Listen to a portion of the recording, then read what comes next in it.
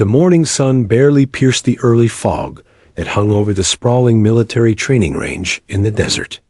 The air was sharp, carrying the faint metallic tang of ammunition and gunpowder, the scent of oil and machinery lingering from the previous day's exercises. Troops moved with mechanical precision, their boots crunching against the sand and gravel, rifles slung over shoulders, faces masked in stoicism.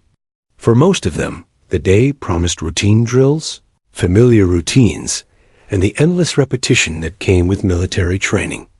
But today, something unusual had drawn their attention. A new sniper rifle that had been quietly delivered weeks before, and a test that promised either humiliation or unprecedented achievement. Sergeant Ethan Blake walked along the range with measured steps, his boots sinking slightly into the uneven gravel. His dark eyes scanned the crowd, noting the expressions of doubt, derision, and outright amusement. The new rifle, resting in its reinforced carrying case, gleamed under the pale sunlight. Its design was unconventional, sleek, yet angular, heavier than standard sniper rifles, with a barrel that seemed almost fragile compared to its massive frame. Instructors had openly mocked it, rolling their eyes during early inspections. Useless, one of the senior marksmen had scoffed, tapping it with the tip of his finger. You couldn't hit the broad side of a barn with this thing at 100 meters, let alone 3,000. His colleagues had nodded, murmuring in agreement, their laughter carrying across the range like a rolling tide of doubt. Ethan had heard it all before. The words, the laughter, the underestimation. It was a chorus of doubt that he had grown used to over years of service. Yet something about this weapon intrigued him. He didn't see failure.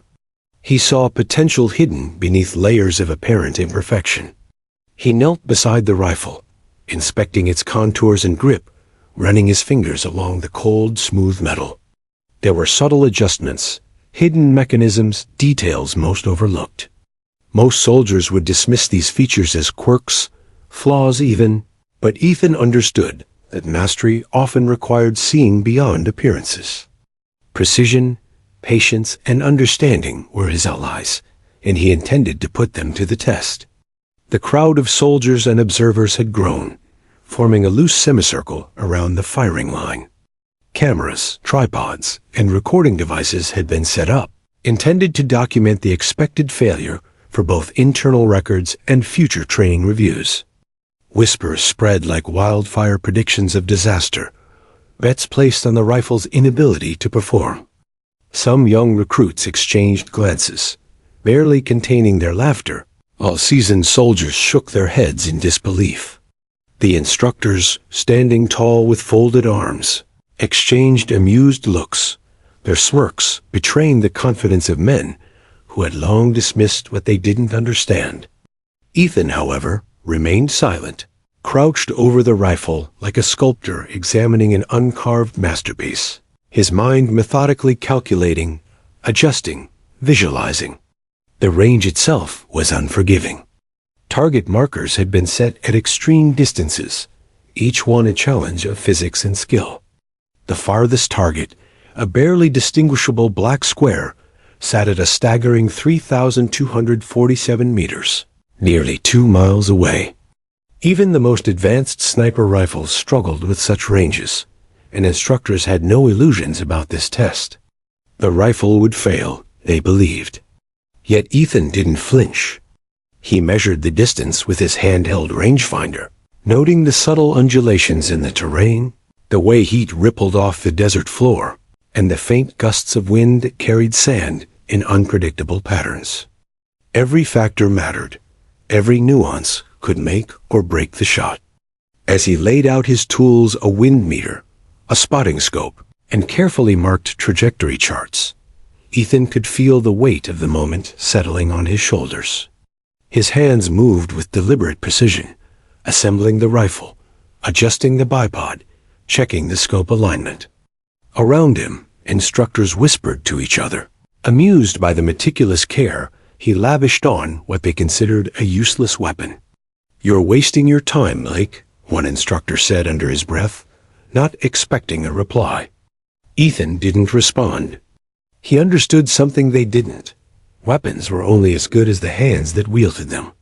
Skill, patience, and observation could turn even a doubtful tool into an instrument of remarkable success. Ethan's mind wandered briefly to the countless hours of preparation he had invested.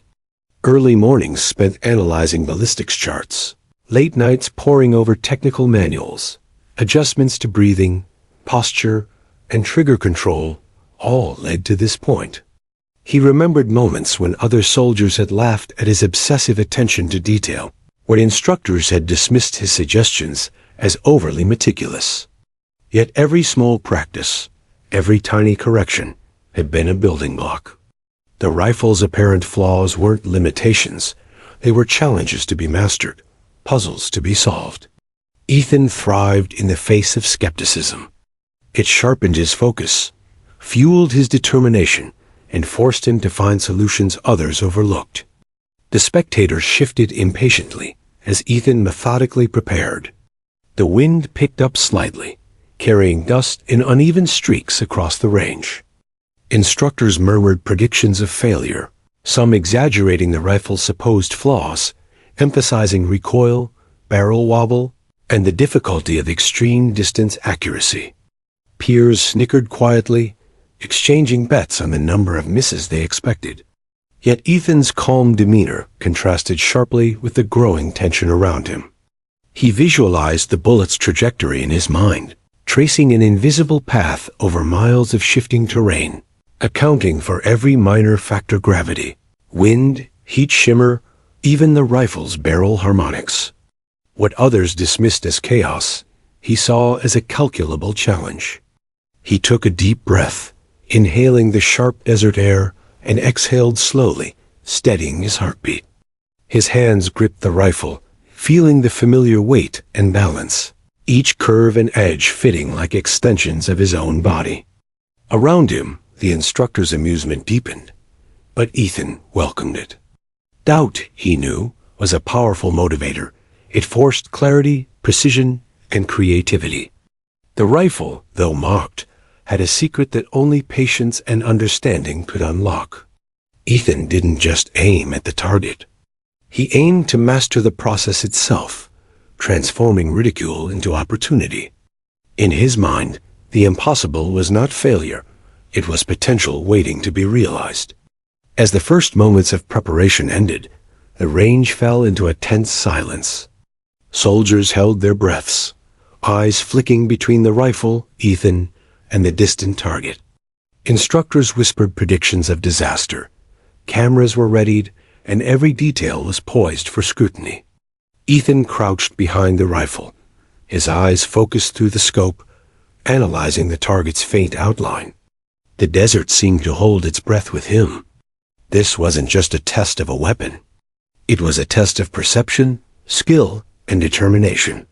And somewhere deep inside, Ethan felt the quiet thrill of possibility, the knowledge that the impossible might just be within reach. The sun had climbed higher, burning off the morning haze, yet the desert heat remained a subtle, suffocating presence. Dust swirled in erratic eddies across the range, and the distant mountains shimmered in waves of heat distortion. Every detail mattered now. Sergeant Ethan Blake adjusted the rifle, checking the scope alignment once more, his fingers tracing the grooves and etchings with careful precision. Today was not merely a demonstration. It was a challenge against every preconception held by the instructors, every expectation of failure that surrounded him. The rifle, labeled useless, now rested in his hands like a puzzle waiting to be solved. Instructors, tall and immovable in their uniformed authority, observed from a raised platform. Their eyes scanned the range critically, their expressions a mix of smug confidence and suppressed curiosity. They exchanged quiet comments, some of them barely audible. "He's wasting his time," one muttered, scanning the rifle's untested features. "Nothing here will reach that far. Even if it did, it would be off by miles." Peers whispered among themselves, calculating potential misfires, betting on the inevitable embarrassment. Cameras on tripods captured every angle, their lenses recording the unfolding spectacle for military archives and internal ridicule. A few new recruits craned their necks, eyes wide with wonder at the equipment they had never seen in action. Ethan remained unfazed, crouched over the rifle with meticulous care. He had spent hours memorizing every technical specification of this weapon. Every groove, every adjustment mechanism, every quirk had been catalogued in his mind. While instructors saw flaws, he saw potential. He reviewed the charts laid before him, marking subtle variances in wind speed, elevation, and distance. The farthest target, over 3,247 meters away, was barely visible, a small black square etched against the shimmering backdrop of the desert mountains. The challenge was extraordinary. Even the most advanced sniper rifles struggled with such a distance. Yet Ethan's mind was calm, methodical, and unflinching. He began the preparation with the precision of a surgeon.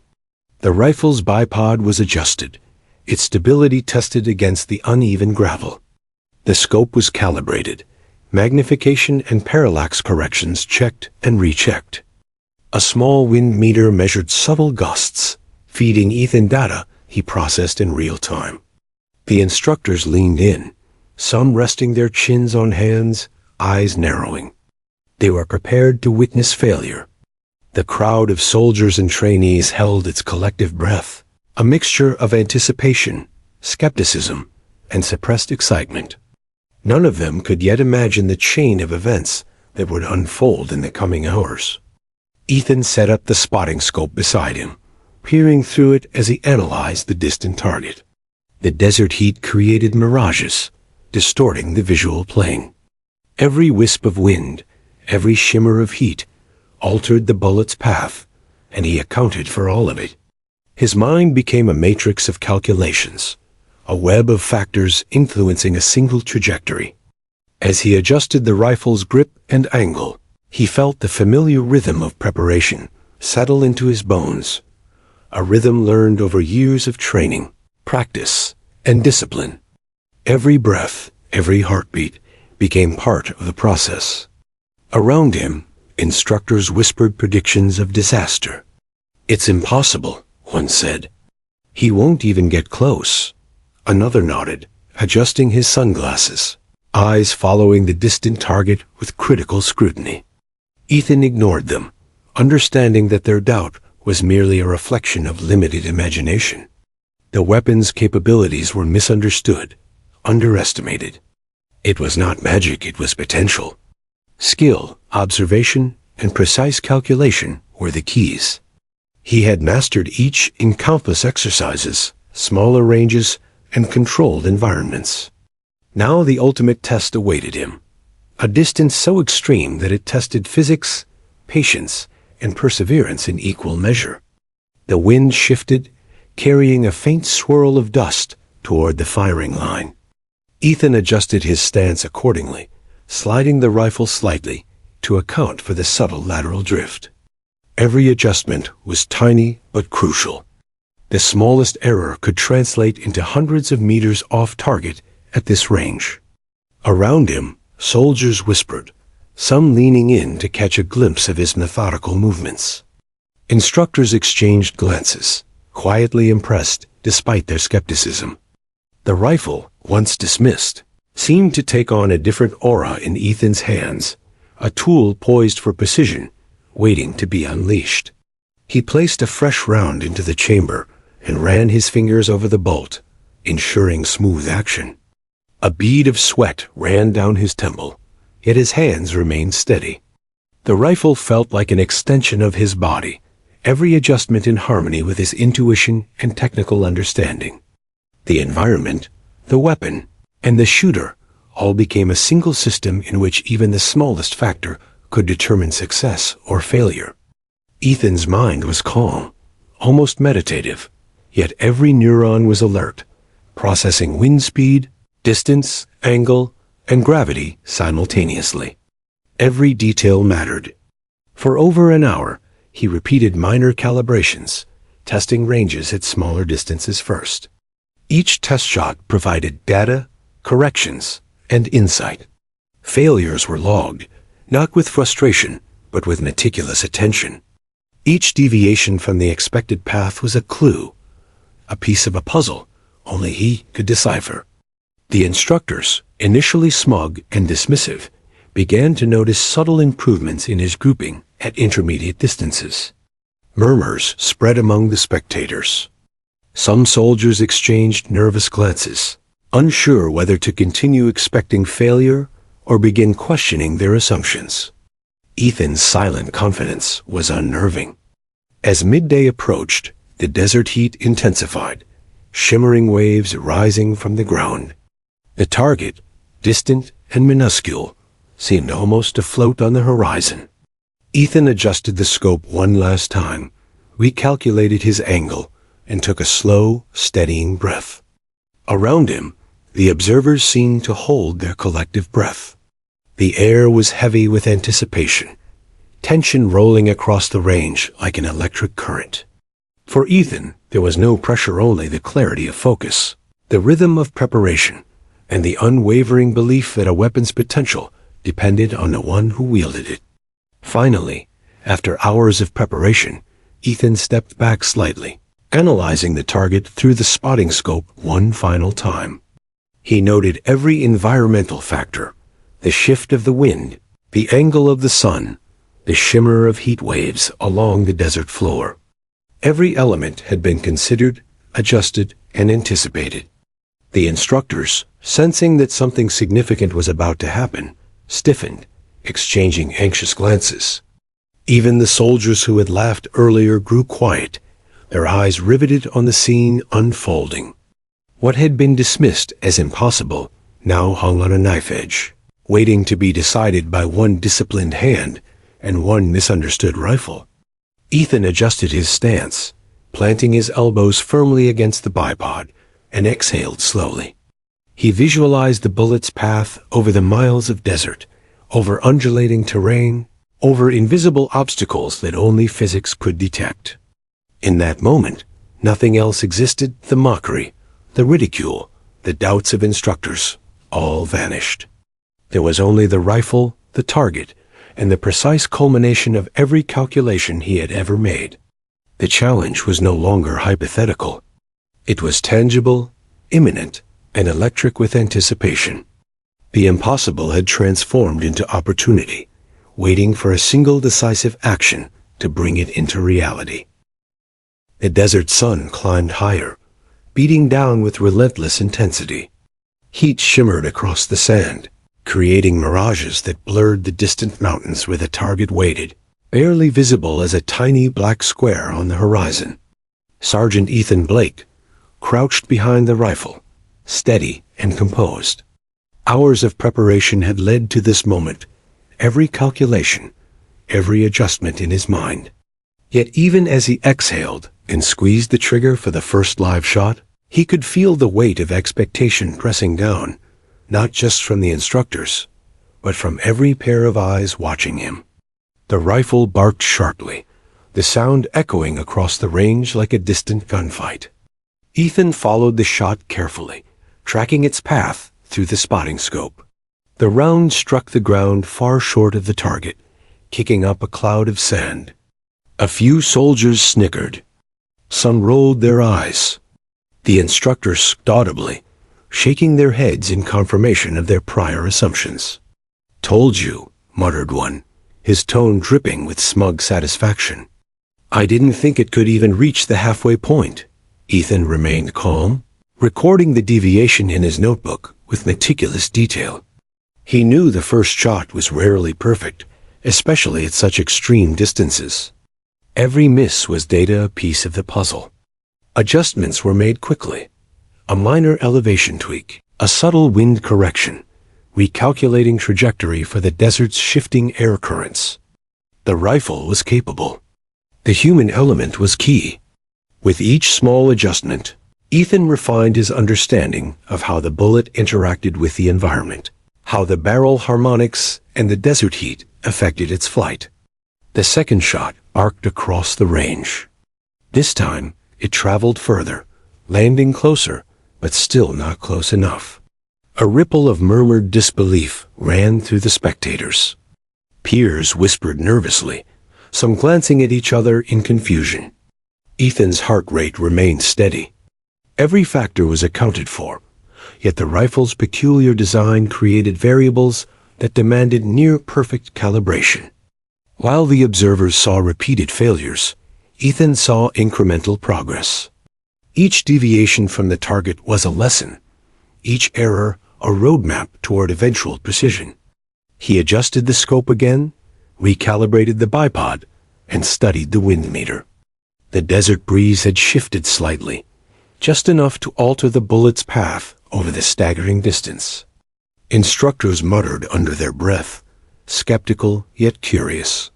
One leaned in, frowning. "Even if he gets it, it'll take hours to adjust for every shot," he said. Another snorted, glancing at the distant mountains. "By the time he figures it out, the sun will be setting." Ethan ignored them. Patience was part of the equation, as essential as skill or knowledge. Failure wasn't a reason to quit, it was information waiting to be processed. The third shot was fired, and this time it traveled farther still. Sand erupted behind the target, a few meters off. Gasps rippled through the crowd. The instructors frowned, exchanging uneasy glances. "It's improving, but it's still unreliable," muttered one, unwilling to fully acknowledge progress. Ethan, however, did not celebrate. He did not need external validation. He reviewed every detail, noting the wind's minor gusts, the barrel's slight heat expansion, the way the rifle's weight shifted under recoil. Each element could be accounted for, each minor deviation corrected with precision and patience. Ethan paused briefly, exhaling slowly. Sweat dripped down his temples, but his hands remained steady. He reviewed his calculations once more. Tracing the invisible arc, the bullet would take over the thousands of meters to the target. At such distances, even the tiniest misalignment, a fraction of a degree, could result in total failure. Every environmental factor, every mechanical nuance, and every muscle movement in his body had to synchronize perfectly. The rifle was no longer just a tool. It was an instrument requiring mastery and understanding at an almost obsessive level. The fourth shot barked from the rifle. Dust kicked up behind the distant target. This time, it landed within mere meters of the mark. A ripple of astonishment passed through the spectators. Instructors stiffened, their expressions betraying a mix of disbelief and grudging respect. Soldiers whispered, their previous laughter replaced with cautious awe. Ethan made another minor adjustment, noting the bullet's slight lateral drift. He had begun to see the subtle interaction between wind patterns, barrel dynamics, and distance. Success, he knew, would come not from luck, but from precision, observation, and relentless patience. He fired a fifth round. The bullet streaked across the shimmering desert heat, spiraling over the dunes with barely perceptible corrections in trajectory. It struck the target's edge, barely clipping the black square. Ethan noted the correction, adjusting the rifle slightly for the next attempt. The instructors leaned forward, their skepticism starting to falter. "Maybe it isn't completely useless," muttered one, his tone uncertain, almost incredulous.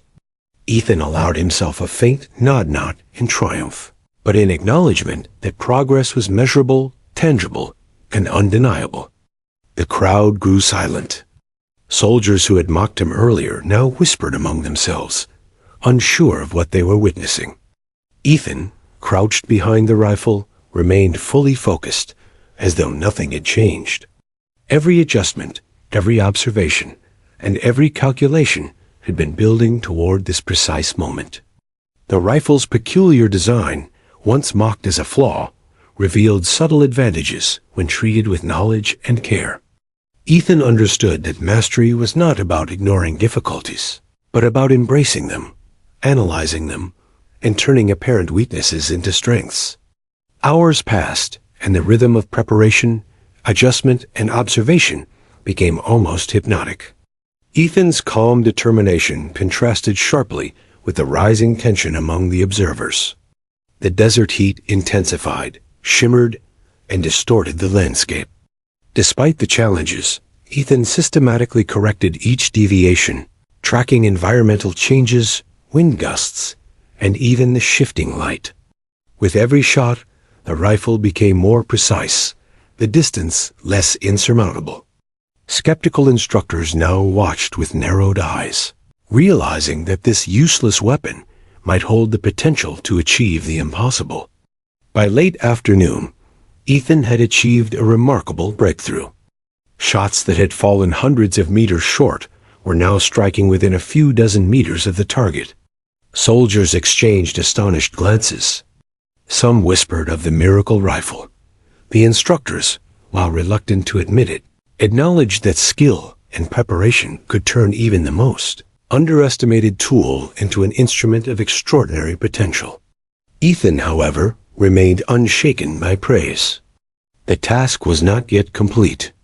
The true test, the 3,247-meter shot, still awaited, demanding perfection, patience, and unwavering focus. As shadows lengthened across the desert, Ethan crouched over the rifle, his mind tracing the final calculations.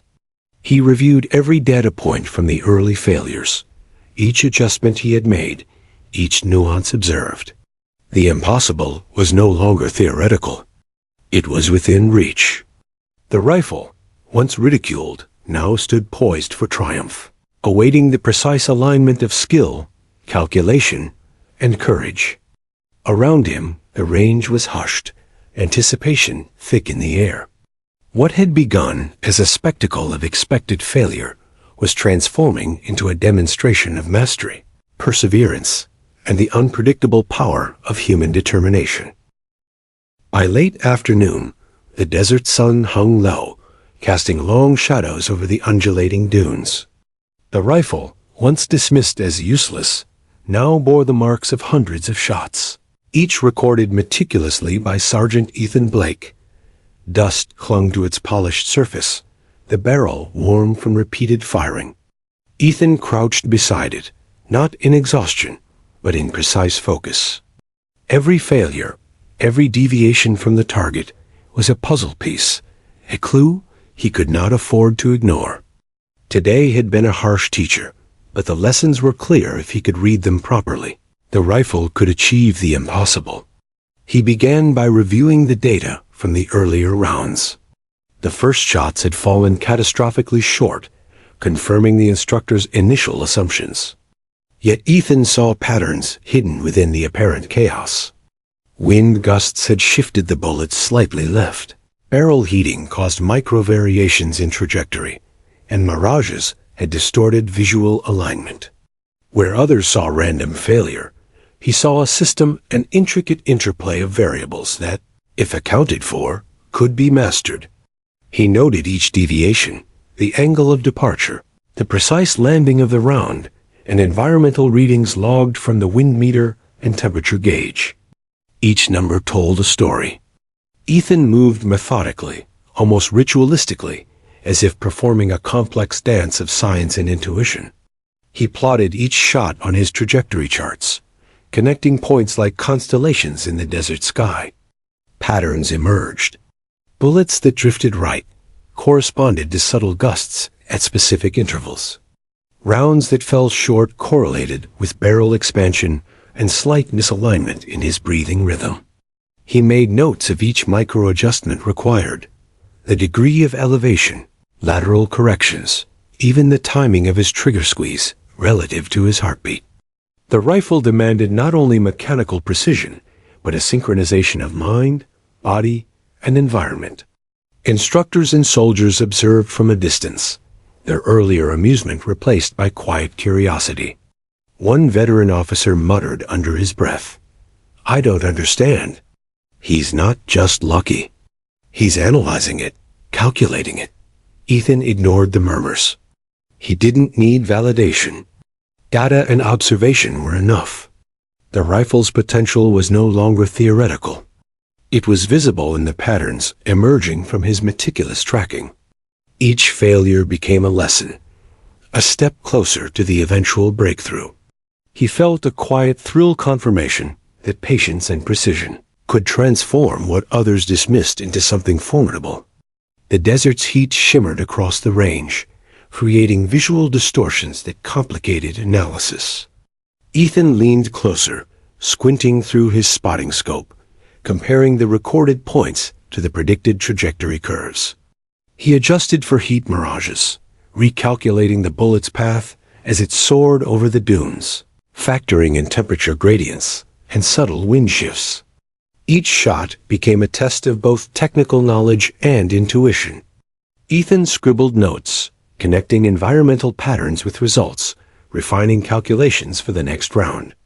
The rifle, once an object of ridicule, had become a collaborator, responding to the careful commands of a disciplined mind. Hours passed, the sun inching closer to the horizon.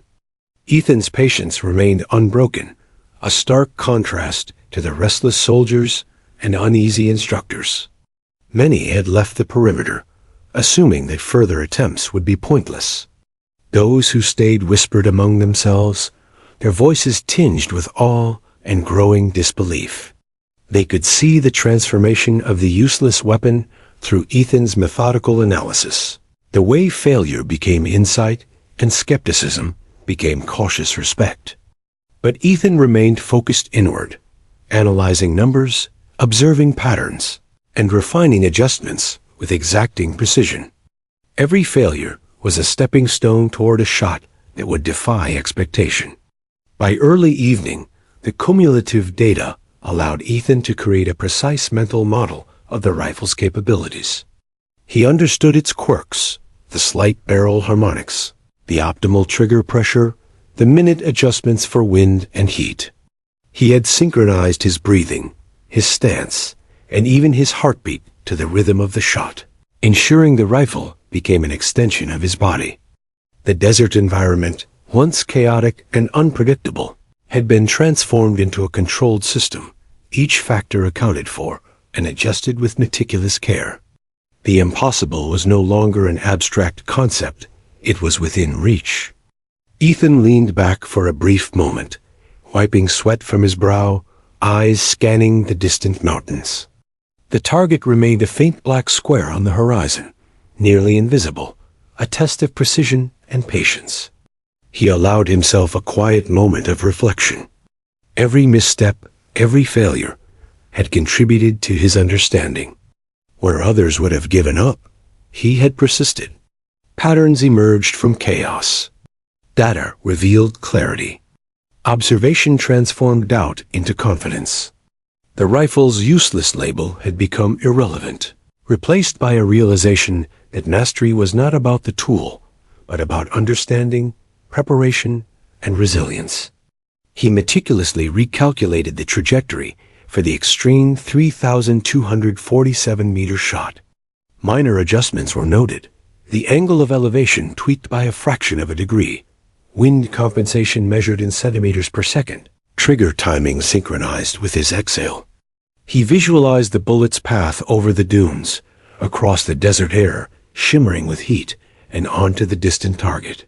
The rifle, once ridiculed, now rested as a perfectly tuned instrument in his hands. Instructors, sensing the shift, exchanged uneasy glances. Their skepticism had begun to waver, replaced by cautious curiosity. Ethan, however, focused solely on preparation. He ran through a mental checklist: stance, grip, wind analysis, scope alignment, barrel temperature, breathing, and trigger control.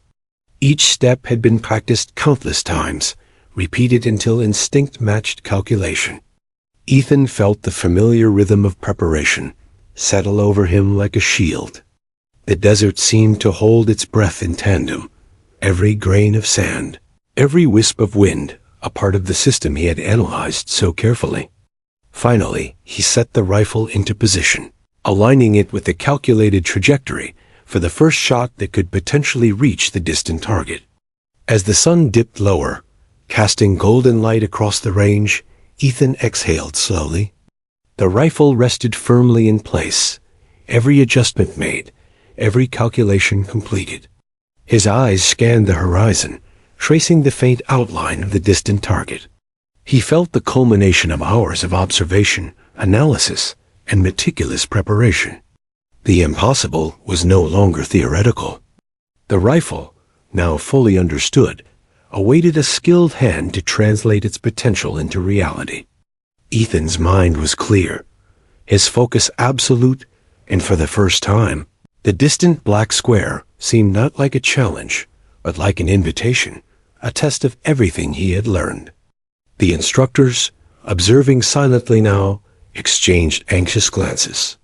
Soldiers who had mocked him earlier were leaning forward, eyes wide, the earlier laughter replaced with tense anticipation. Even the desert seemed to pause, waiting for the outcome of this final preparation. Ethan adjusted the scope one last time, traced the bullet's projected path in his mind, and exhaled, feeling the rhythm of anticipation and calm intersect. The rifle, the environment, and the marksman were now aligned in perfect harmony. One precise action remained, one shot to transform doubt into undeniable proof. The desert had fallen quiet. The sun, dipping toward the horizon, bathed the range in a golden haze that shimmered across the dunes. The distant target, little more than a black speck, stood stubbornly on the far ridge, exactly 3,247 meters away. For hours that square of painted steel had mocked every attempt, absorbing failures that confirmed the instructor's belief in the rifle's futility. But now, as Sergeant Ethan Blake adjusted the weapon one last time, the atmosphere shifted. No longer laughter, no whispers of derision, only silence. The moment of truth had arrived. Ethan lay prone on the coarse mat, body pressed low against the earth. His breathing slowed until it matched the steady beat of his heart. He had rehearsed this shot countless times in his mind, replaying every detail: wind speed, angle of elevation, bullet trajectory. His notepad of scribbled numbers and graphs lay nearby, filled with data that others had dismissed as overthinking. But for Ethan, every variable mattered. Every fraction of a degree could mean the difference between ridicule and history. The rifle rested against his shoulder like an extension of his own frame. He had learned its every quirk: the slight vibration of the barrel, the rhythm of its recoil, the temperamental relationship it had with heat and wind. To the instructors, it was unreliable and useless. To Ethan, it was misunderstood like a misunderstood companion that simply needed patience and attention. He whispered to himself, not words of hope, but reminders of precision. Exhale, hold, adjust, squeeze. Observers gathered closer now. Soldiers who had laughed earlier leaned on the sandbags, eyes narrowed. Even the instructors, who had once rolled their eyes, now crossed their arms with unease. They sensed it too, the gravity of this attempt. This was not another test. This was the attempt that would settle the question once and for all. The silence stretched across the firing line, broken only by the occasional rustle of wind that Ethan measured instinctively with each passing breath. Through the scope, the black square of the target shimmered, distorted by the desert mirage. Ethan adjusted the parallax, compensating for the heat haze that threatened to bend the bullet's perceived path. He tracked the wind flags downrange. Leftward tug, 2 knots, steady. He knew the bullet's journey would last several seconds, long enough for the environment to betray him if he had miscalculated. Every adjustment now mattered. He nudged the elevation dial a fraction, corrected for spindrift, and tightened his grip on the stock. He paused, closed his eyes. In that moment, the weight of skepticism, the hours of analysis, the ridicule, all of it faded. There was no audience, no instructor, no doubt. There was only the rifle, the desert, and the target. He inhaled deeply, held the breath, and exhaled slowly until his lungs were nearly empty. The reticle aligned perfectly, over the center of the black square. His finger found the trigger, resting with feather-like pressure. He felt his heartbeat steady, then settle between beats. Ethan squeezed. The rifle thundered. Dust plumed around the muzzle, echoing across the range. The recoil pressed into his shoulder, sharp but familiar. For a second, there was nothing but the echo of the shot, bouncing off the distant ridges. The bullet cut through the desert air, invisible, traveling in silence toward the horizon. Ethan didn't blink. He followed the path in his mind, imagining every foot of the bullet's journey, every gust of wind it sliced through, every drop of gravity pulling it downward. Time seemed to stretch unnaturally, the silence unbearable. Then impact. The distant steel rang out with a sharp, metallic clang. A sound so faint it might have been mistaken for imagination, yet clear enough to cut through the silence like lightning. Soldiers jerked upright. Instructors froze mid-breath. For an instant, no one moved. Then binoculars were raised, scopes checked, eyes widened. There it was, a perfectly centered strike, dead on the black square, 3,247 meters away. Gasps broke the silence. Some soldiers shouted, others dropped their jaws in disbelief. The instructors, who had spent weeks dismissing the rifle, exchanged stunned looks. One muttered, almost unwilling to admit it aloud, "Impossible." Another whispered, "No, it's real." He hit it. The steel target bore the evidence, a small but undeniable mark where the bullet had connected. Ethan did not celebrate. He remained prone, calm, eyes still on the scope, breathing steady. A faint smile tugged at the corner of his mouth, but he offered no boast, no gesture of triumph. The shot spoke for itself. All the doubt, the ridicule, the hours of meticulous analysis had culminated in this moment. He had trusted the data, trusted the process, and trusted the misunderstood weapon. And now, the proof echoed across the desert in the faint hum of steel struck by lead. As the observers erupted into chatter, Ethan carefully reset the rifle, checking the chamber, inspecting the optics. His composure contrasted sharply with the chaos around him. Soldiers rushed to confirm the hit, sprinting downrange with cameras and measuring tools.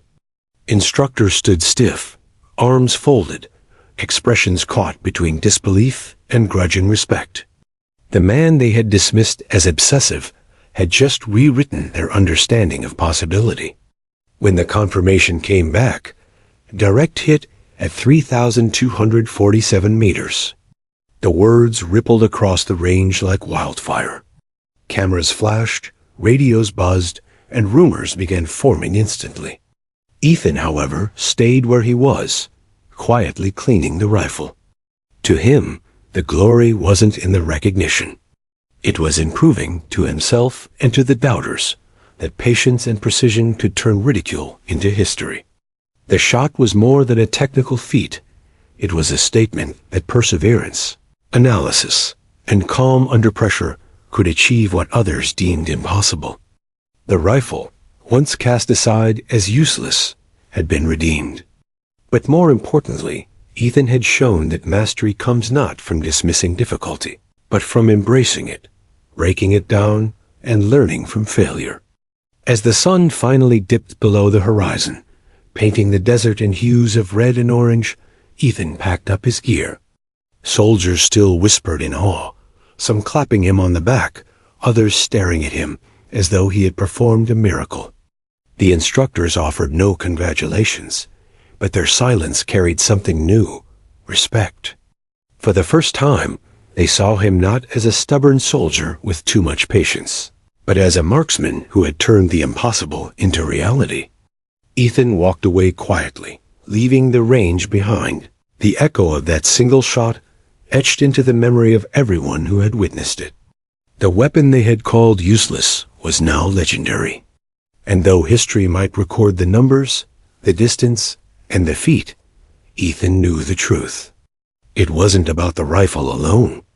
It was about persistence, precision, and the refusal to give up when everyone else had already stopped believing. The sound of the steel plate still lingered in the minds of everyone who had witnessed it. That faint, metallic clang carried more weight than any lecture or demonstration ever could. It was proof irrefutable, undeniable, that the shot had landed. 3,247 meters. A distance so improbable it seemed almost mythical. And yet, Sergeant Ethan Blake had done it. For a moment, the desert was frozen in collective disbelief. Soldiers looked at one another with wide eyes, their expressions oscillating between awe and confusion. A few muttered curses, not out of anger, but sheer astonishment. Some instinctively clapped, the sound awkward and scattered at first, then swelling as the reality settled in. The instructors, however, stood stiff and silent, arms crossed, jaws set. They could not deny what had just happened, but neither could they reconcile it with their long-held conviction that the rifle was hopeless. Ethan remained on the mat, motionless, as though the shot had not shaken him in the slightest. He checked the chamber, ensured the safety was on, and slowly sat up. The rifle lay across his lap, no longer a burden of ridicule, but a weapon that had just rewritten what was possible. He looked neither proud nor surprised, only composed, as if this outcome had been inevitable from the moment he began analyzing the data. A group of soldiers sprinted downrange, eager to see the target up close. Dust rose behind them as their boots pounded against the hard-packed earth. When they returned, they carried the steel plate itself, raising it high for everyone to see. There, in the very center, was the mark. A clean, undeniable impact. The crowd surged closer, voices buzzing with disbelief. "Dead center," one soldier said, shaking his head. "You've got to be kidding me." "That's not luck," another whispered. "Nobody gets that lucky." 3,247 meters, a third repeated, as though saying it aloud would help him understand. The instructors were slower to approach, but when they finally examined the steel, even their hardened expressions faltered. Colonel Harris, the range commander, ran a finger over the mark. His face betrayed no joy, but his eyes betrayed something else: respect, however grudging. "One shot," he murmured. "At that range—" He stopped short, unwilling to finish the sentence. Reporters, who had been invited only to cover a routine test, now scribbled furiously in their notebooks, cameras clicking in rapid succession. They had come expecting a dull confirmation of failure. Instead, they had witnessed history. Their articles would not be about a useless rifle, but about the man who had transformed it into a legend. Ethan Blake's name was already being written into headlines, his feat destined for military archives and whispered retellings. Yet amid the excitement, Ethan kept to himself. He carefully disassembled the rifle, wiping it down with a cloth, methodical as ever. His face betrayed no arrogance, no outward claim to glory. To him, this was not a miracle. It was the product of persistence, calculation, and trust in the process. While others marveled, he knew exactly how much work had led to this moment, how many hours of failure, how many tiny corrections, how much patience it had demanded. One soldier approached him, wide-eyed. "Sergeant Blake, how? How did you do it?" Ethan looked up, his tone calm. "I listened to the rifle, and I listened to the environment. The shot isn't about forcing your will. It's about respecting every variable, every detail, no matter how small." The young soldier nodded, though he clearly didn't fully understand. But others nearby overheard, and his words began to spread. Respect the variables. Respect the weapon. A lesson far deeper than simply pulling a trigger. As evening descended, the desert air cooled, but the fire of the moment still burned brightly among the ranks.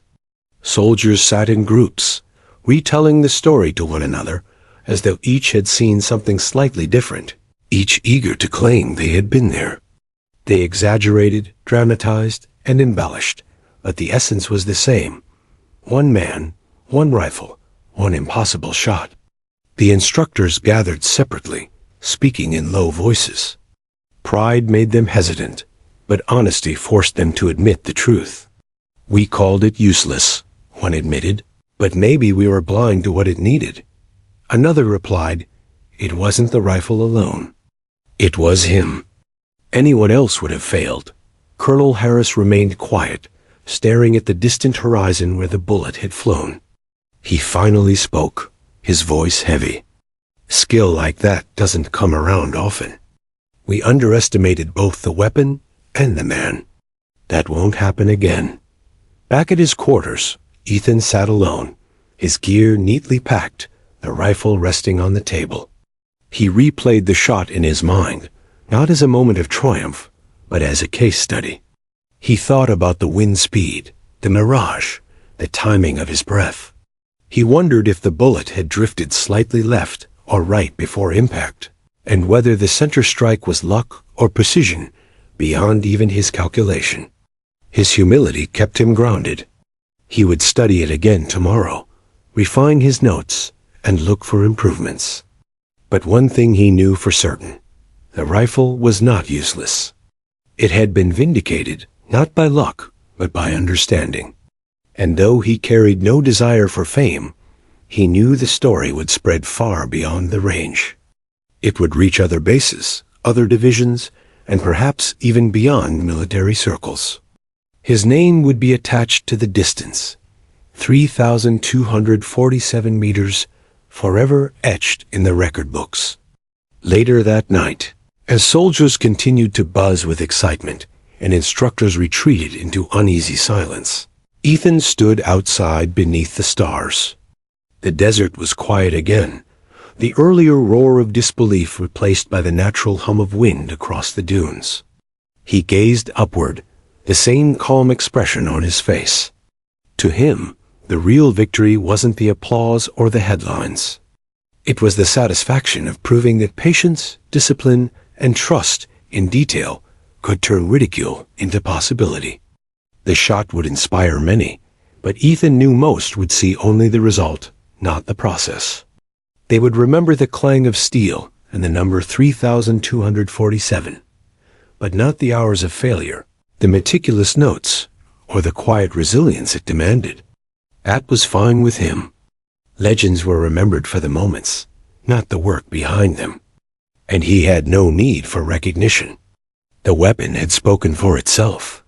As he turned back toward his quarters, Ethan thought of the younger soldiers, the ones who had watched with wide eyes and whispered questions. Perhaps some of them would learn the true lesson, not just about rifles, but about persistence, humility, and respect for the unseen variables of life. Perhaps, in their own way, they would carry forward what he had shown them. And with that thought, he smiled faintly. The impossible shot was not the end of a journey, but the beginning of a legacy. The morning after the legendary shot, the base buzzed with an energy rarely felt outside combat. Soldiers swapped stories over breakfast, each embellishing their account of what they had seen. Some claimed they had felt the ground shake when the bullet struck. Others swore the steel plate had cracked in half, though the target sat intact, locked in the armory as proof. The truth hardly mattered. A legend was already forming. Sergeant Ethan Blake's name was on everyone's lips. Yet when he walked into the mess hall, tray in hand, he carried himself no differently than before. His posture was calm, his movements unhurried, as though he hadn't just made military history. Conversations dipped briefly when he entered, then swelled again, soldiers stealing glances at him as if unsure how to approach the man who had accomplished the impossible. The instructors were quieter. Their pride had been wounded, and though they couldn't deny the shot, few were willing to admit their mistake openly. Colonel Harris, however, called Ethan into his office later that day. The colonel's office was spare, the blinds half-drawn, the desk lined with neat stacks of paperwork. Harris didn't rise when Ethan entered. He simply gestured toward a chair. "Sit." Ethan obeyed, posture straight, hands resting calmly on his knees. The colonel studied him for a long moment, then spoke. "I won't lie to you, Sergeant. When we began testing that rifle, I considered it a waste of time. My instructors did too. And yet, you've proven us wrong." His voice was steady, but there was no denying the undercurrent of respect. 3,247 meters. No one has ever done that. Not here, not anywhere. Ethan gave a small nod. "Yes, sir. You understand what this means, don't you?" Harris leaned forward, folding his hands. "There'll be reports, inquiries, even demonstrations. They'll want to know how you did it. They'll want to know if it can be replicated. You're going to be at the center of this, whether you like it or not." Ethan's expression remained unchanged. "With respect, sir, I didn't do it for recognition. I did it to prove the rifle wasn't useless." The colonel allowed himself the faintest of smiles. "That humility of yours might make you a legend faster than the shot itself." Within days, the story spread far beyond the base. Reports reached command headquarters and the Pentagon.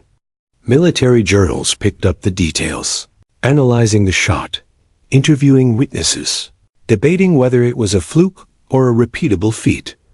Journalists scrambled for Ethan's name, his background, even his training regimen. Headlines appeared across defense news outlets. "Impossible shot shatters records. 3,247 meters confirmed." The once dismissed rifle, mocked as unreliable, was now front-page news. Back on base, soldiers treated Ethan with newfound reverence. Young recruits asked for advice, hanging on his every word. Veterans, who once smirked at his quiet dedication, now sought him out for guidance. Even instructors, though slow to show it, began referencing his calculations in their lessons, emphasizing the importance of respecting every variable. The ridicule that had once followed him had evaporated, replaced by admiration tinged with awe. Yet Ethan remained unchanged. He ate in the same quiet corner, kept meticulous notes on every training session, and treated the rifle with the same respect as before. Recognition was noise to him, background chatter that meant little compared to the satisfaction of understanding. He accepted interviews when ordered, answered questions with calm precision, but he never boasted. To every reporter, every officer, his message was the same: respect the rifle, respect the environment, and respect failure. It's the only way to learn. Privately, though, Ethan reflected deeply on what the shot meant. Late at night, seated at his small desk, he reread his notes, analyzing the calculations once more. He thought about the failures that had led to success, the ridicule he had endured, and the patience it had required. The shot was not just about distance. It was about discipline. It was proof that resilience mattered more than talent, and that mastery came from respecting details others dismissed. Letters began arriving, forwarded through military channels. Some were from fellow marksmen congratulating him, others from young recruits inspired by his story. One letter, from a father whose son dreamed of becoming a sniper, stood out. "You showed him that patience matters more than glory," it read. "He wants to follow your example, not because of the distance, but because you never gave up when others laughed." Ethan folded the letter carefully and tucked it into his notebook. That, more than any headline, felt like success. Recognition grew beyond the military. Civilian firearms experts debated his methods. Documentaries began to form around the feat, and online forums buzzed with speculation. Was it repeatable? Could technology replicate his precision? Some dismissed it as a miracle. Others tried to replicate his calculations. But for Ethan, the answer was simple. It was neither miracle nor myth. It was patience, analysis, and respect. When asked by one reporter if he considered himself the greatest marksman alive, Ethan shook his head. "No," he replied evenly. I consider myself a student of the rifle. The moment I stop learning is the moment I fail. Yesterday's shot is history. Tomorrow is a new test. That humility only fueled the legend. Soldiers who had once seen him as quiet and unremarkable now spoke of him in hushed tones, as if greatness had been hiding in plain sight all along. They admired not just the shot, but the man behind it, the calm, unshakable soldier who had turned mockery into mastery. Yet Ethan knew recognition was fleeting. The world would remember the distance, the clang of steel, the headline. Few would remember the sweat, the failures, the long afternoons of scribbling notes under a relentless sun. And that was fine. The lesson had been proven, and that was enough for him. One evening, sitting alone by the edge of the range, he looked out toward the same distant ridge where the steel target had stood. The wind whispered across the dunes, carrying with it the echo of that impossible shot. He thought of the instructors who had doubted him, the soldiers who had laughed, and the rifle that had been branded useless. And he smiled faintly, not out of pride, but out of quiet satisfaction. The recognition was not his reward. The lesson was. And as stars emerged one by one across the desert sky, Ethan resolved that this would not be his legacy's end. It was only the beginning of what patience, discipline, and respect could achieve. Months passed, but the echo of the shot at 3,247 meters refused to fade. What had begun as a moment of disbelief on a dusty training range had grown into a story retold across barracks, classrooms, and even civilian gun clubs. It became more than just a number. It became a benchmark, a legend whispered with reverence. Soldiers referred to it simply as the shot, as if no further explanation was needed. Everyone knew what it meant. The rifle, once dismissed and nearly abandoned, was reborn. Engineers revisited its design, studying Ethan Blake's meticulous notes. Adjustments were made, not to change the weapon's character, but to enhance what had already been proven possible. Training manuals began referencing Ethan's calculations, using them as case studies. What instructors once labeled useless became an official part of marksmanship programs. The rifle that had been destined for scrap was now sought after, its reputation forever altered by one man's patience. Ethan himself resisted the spotlight, but it followed him regardless. He was invited to demonstrations, asked to recreate the shot, though he rarely accepted. It wasn't about performance, he explained quietly to those who pressed him. It was about learning, about proving the value of what others overlooked. His refusal to exploit the feat for glory only deepened the respect others had for him. He remained the soldier who would rather spend hours scribbling data in a notebook than bask in applause. Yet the inspiration spread far beyond technical manuals. Young recruits entering training had heard the story before they even stepped onto the range. To them, Ethan wasn't just a marksman. He was proof that ridicule could be overcome, that persistence mattered more than instant success. In the evenings, when drills were finished, older soldiers would gather the new ones and tell the story of the impossible shot, how a quiet sergeant had silenced doubters and rewritten what was possible. And the recruits listened, wide-eyed, hanging on every word. Ethan received letters from strangers across the world. Parents wrote to say their children had been inspired to pursue careers with discipline and humility. Cadets confessed that his story kept them going through grueling training, reminding them that failure was part of progress. One letter came from a retired sniper in another country, who wrote simply, "You reminded me why I loved the craft." Not the glory, the learning. Ethan read each letter slowly, often more than once, then filed them carefully in a small box he kept beneath his bed. Recognition reached higher levels too. Military historians documented the shot, adding it to records alongside the longest confirmed engagements in history. Analysts debated whether technology alone could replicate it, or if Ethan's patience had been the defining factor. Seminars dissected his method, though Ethan himself rarely attended. He preferred the quiet of the range, where the only sound was the steady rhythm of breathing and the crack of a rifle.